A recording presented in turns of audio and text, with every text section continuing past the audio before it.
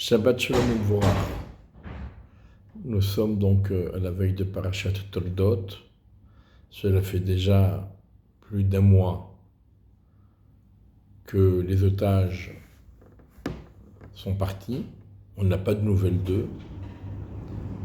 Et nous prions, nous devons continuer à prier jusqu'à ce que Akadosh Baruch Hu leur apporte la Yeshua et la Géoula et qu'ils reviennent tous sains et saufs au sein de leur famille. On voit dans les parachutes que nous avons lus Vayera, Toldot, on voit aussi dans Vayetze, dans Vayishlach, la force de la prière. Mais la prière, on va voir Vayigash. La prière, c'est aussi, on doit prier comme si on partait à la guerre. On part en guerre, c'est notre guerre. Akol kol Yaakov, vayadayim yedei Esav. La voix est la voix de Yaakov et les mains sont les mains de Esav. Qu'est-ce que Esav fait avec ses mains? Il fait la guerre. Qu'est-ce que nous faisons avec notre voix? Nous faisons la guerre. Une voix par la parole, une guerre par la parole, une guerre par la prière, une guerre par l'étude de la Torah. J'en profite pour citer Zichrono Livracha, le grand rabbin de Paris, dont c'était le Yortzeit il y a quelques jours, qui disait pourquoi c'est marqué deux fois Kol, à Kol Yaakov, parce qu'il y a deux voix, la voix de la Torah et la voix de la prière. Et j'en profite également pour citer le rabbin Claude Brami Zichrono Livracha qui nous a quittés il y a un petit mois, qui a appelé son livre de prière Cheref Pipiyot, parce que la voix de la prière, c'est comme une guerre. La prière, c'est pas de façon nonchalante, mais c'est comme la guerre pour obtenir ce que l'on demande d'Akadosh Baruch Hu. Et on l'apprend de nos ancêtres. Et Rashi nous dit sur le mot Vaifga Bamakom, dans la paracha de Vayetze, de même dans la paracha de Vayigash, Rashi nous dit Gisha, c'est une forme de guerre. On prie, c'est comme si on partait à la guerre. Et là aussi, on va voir dans la paracha la force de la Tfila, puisque Rivka était stérile, et c'est marqué Vayatar Yitzhak Lachem. Yitzhak a prié vers Hachem pour Rivka. Et alors on nous dit, Rashi nous dit, Atira, c'est un langage de prière avec insistance. On demande et on redemande et on redemande, on insiste quand on prie. Et Rashi rajoute que Atar, c'est comme la fourche. La fourche, on enfourche, on prend la paille, on la jette en l'air, on retourne, etc.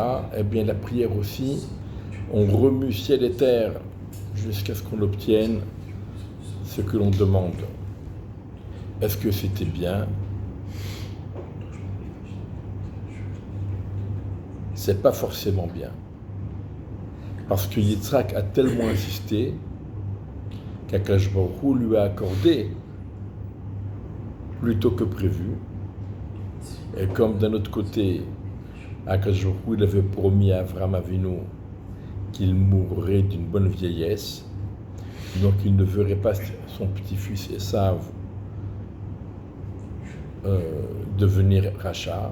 Donc il est niftar 5 ans plus tôt que prévu. Au lieu de 180, il est niftar à 175 pour ne pas voir Esav devenir rachat. Mais si Esav était né 5 ans plus tard, eh bien il aurait pu vivre jusqu'à 180. Donc il y a ce côté-là également. En tout cas, on voit la force de la Tfila. Rivka qui était stérile, Akadosh Baruch Hu c'est marqué dans le Midrash, Rivka était stérile comme Sarah. Elle n'avait pas de matrice. Et Akadosh Baruch Hu lui a greffé une matrice. Et ça, c'est par la force de la Tfila. Donc on voit encore comment la Tfila peut jusqu'à changer la nature des choses et changer un programme apparemment déjà établi. Et Rashi nous précise, Vayi'ater lo Hashem. Akadosh Baruch Hu s'est laissé séduire et convaincre par sa prière. Et Rashi nous dit, lo velola, Akadosh Baruch Hu s'est laissé séduire par la prière de Yitzhak. She'ena doma tfila shel tzaddik ben tzaddik, li tfila shel tzaddik ben rasha.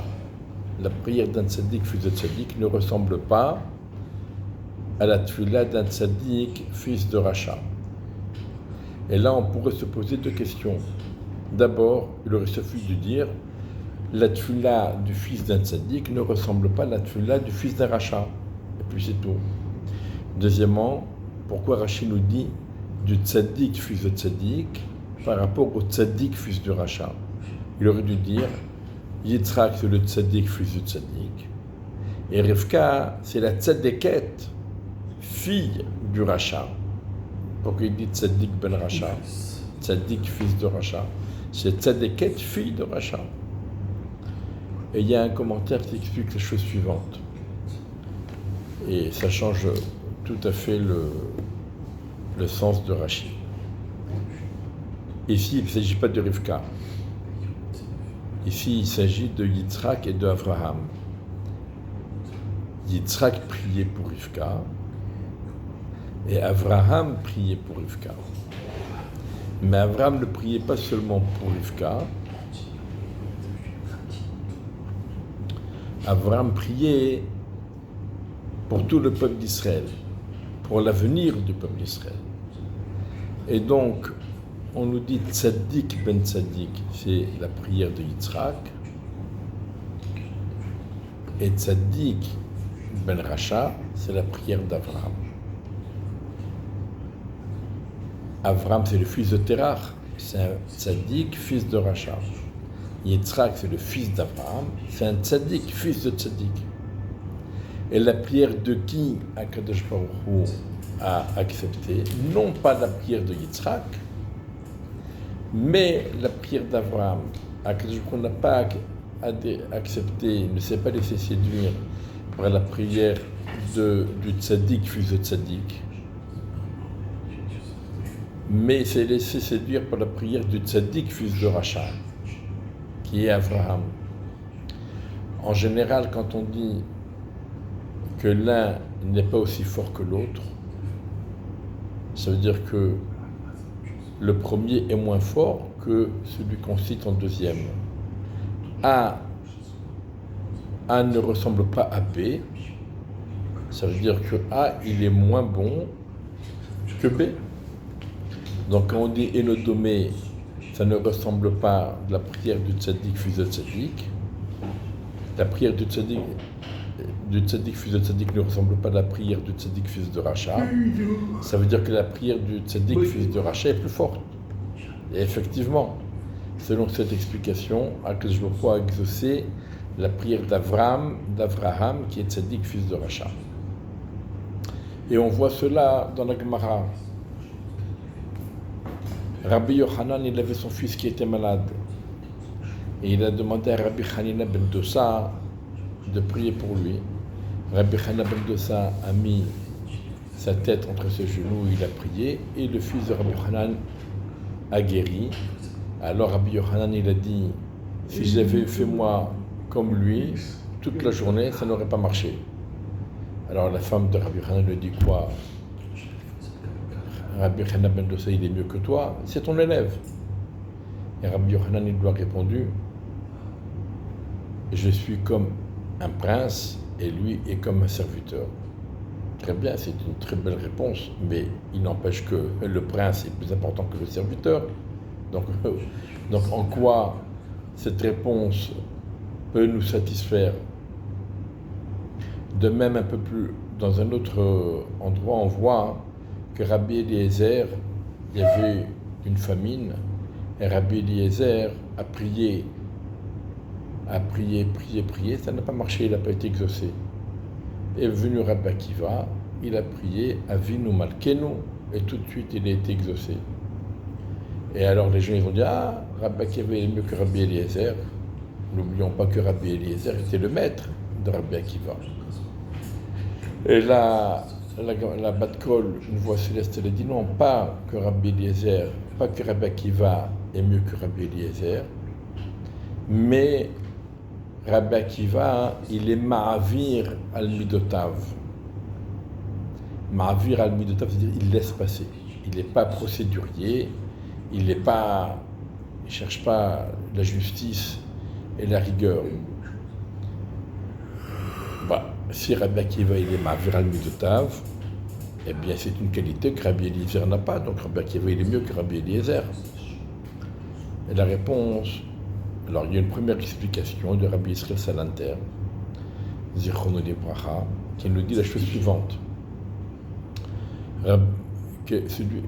Rabbi Eliezer, il était un élève de Shammai. Bet Shammai était réputé pour leur rigueur, leur midatadin, pas uniquement pour les autres, en premier pour eux-mêmes, mais c'était leur mida à eux, midatadin. Quelqu'un, à Kadosh Baruch Hu, il se comporte avec les hommes comme eux. Quelqu'un qui est midatadin, à Kadosh Baruch Hu, se comporte avec lui avec midatadin.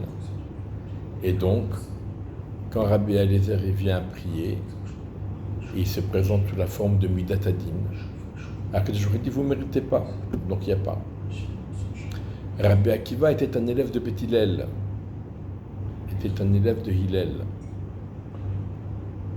Ma'avir al-Midotav, ça veut dire qu'il était comme Beth Hillel, qui laissait passer, qui laissait passer.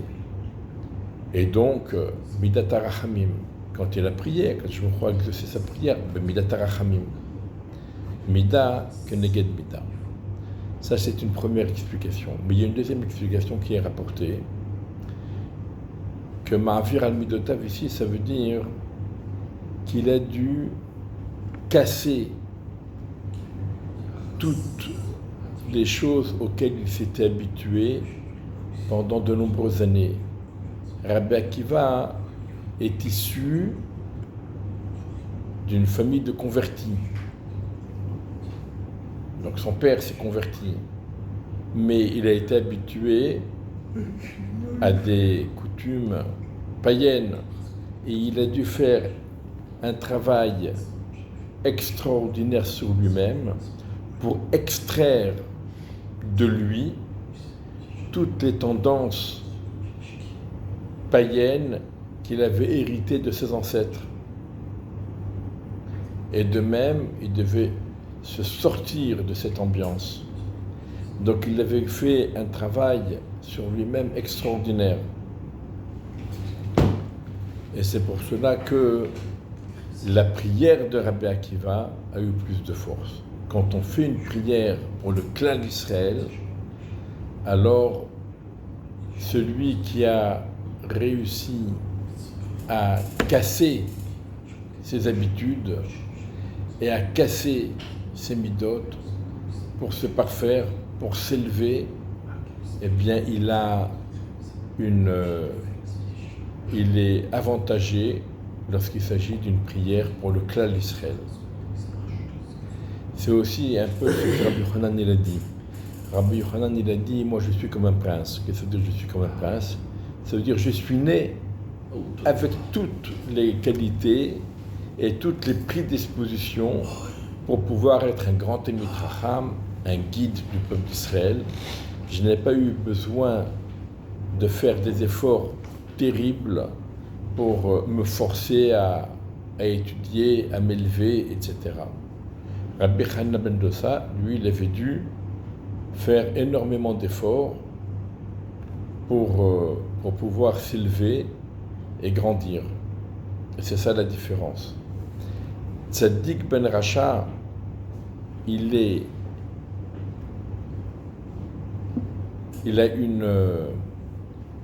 a un avantage, il est préféré quand il s'agit d'une prière pour le clan d'Israël, alors c'est la prière du Tzaddik Ben Racha qui est préférée. Et c'est ça, la prière de Avraham Ben Terach, Tzaddik Ben Racha, elle était préférable, et c'est celle-là qu'Akadosh Baruch Hu il a exaucée, par rapport à celle de Yitzhak Ben Avraham, qui est un Tzaddik Ben Tzaddik, parce que ce sont des prières qui ne concernaient pas un problème personnel, mais ce sont des prières qui concernaient tout l'avenir du peuple d'Israël. Voilà, chers amis, un nouveau éclairage du commentaire sur le commentaire de Rashi.